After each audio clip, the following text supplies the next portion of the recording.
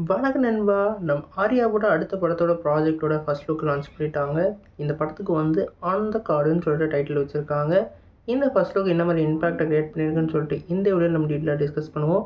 அதுக்கு மேலே நீங்கள் இந்த சேனலுக்கு புதுசாக இருந்தால் இந்த சேனலை சப்ஸ்கிரைப் பண்ணி பெல் ஐக்கானை கிளிக் பண்ணி வச்சுக்கோங்க. வாங்க நம்ம வீடியோக்குள்ளே போகலாம். இந்த படத்தோட டேரக்டர் ஜியோன் கோபி இந்த படத்தை வந்து டைரக்ட் பண்ணியிருக்காரு. இந்த படத்துக்கு வந்து முரளி கோபி அவர்கள் வந்து இந்த படத்துக்கு வந்து ஸ்டோரியை கொடுத்துருக்கிறதா இப்போ வந்து அறிக்கை விட்டுருக்காங்க. இந்த ஜியோன் கோபின்றவங்க ஏற்கனவே லூசிஃபர்னு ஒரு படத்தில் வந்து ஒர்க் பண்ணியிருக்காங்க. அது மட்டும் இல்லாமல் திருசியம் படத்துலேயும் வந்து முக்கியமான ஒரு ரைட்டராக இருந்திருக்காங்க. அதனால் கண்டிப்பாக ஸ்டோரி வேறு லெவலில் இருக்கும். அதே மாதிரி டேரக்டர் ஜியோன்னு அவங்க வந்து ரன் பேபி ரன்னு ஒரு பிளாக் பஸ்டர் மூவி கொடுத்துருக்காங்க. அந்த படம் ஒரு த்ரில்லராக ஒரு சூப்பரான மூவியாக நம்ம ஆர்ஜே பிளாக்ஸ் அமைஞ்சது. இப்போ இந்த படம் வந்து நம்மளோட ஆர்யாவுக்கு என்ன மாதிரி படமாக அமையப்போகுது நம்ம வெயிட் பண்ணி தான் பார்க்கணும். இந்த படத்துக்கு ஃபர்ஸ்ட் லுக்குன்னு சொல்லி 2 போஸ்டர் லான்ச் பண்ணியிருக்காங்க. அது ஒரு போஸ்டரில் வந்து அவர் வந்து கன்னை வந்து ஷார்ட் பண்ணுற மாதிரியும், இன்னொருத்தரில் இந்த படத்தோட கேஸ்டிங்கை அப்படியே வந்து ஒரு ஸ்லைடிங் ஷேடோவாக வந்து ரிலீஸ் பண்ணியிருக்காங்க. இந்த படம் வந்து ஒரு ஆக்ஷன் ட்ராமாவாக வந்து எனக்கு தெரியுது.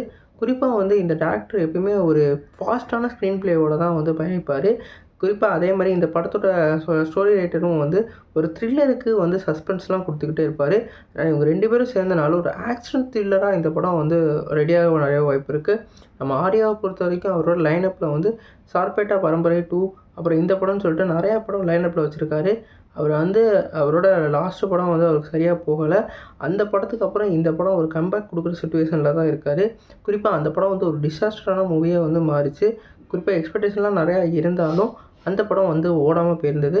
இப்போ இந்த படத்தில் அவர் வந்து எப்படி வந்து கம்பேக் கொடுக்க போகிறாருன்னு நம்ம வெயிட் பண்ணி தான் பார்க்கணும்.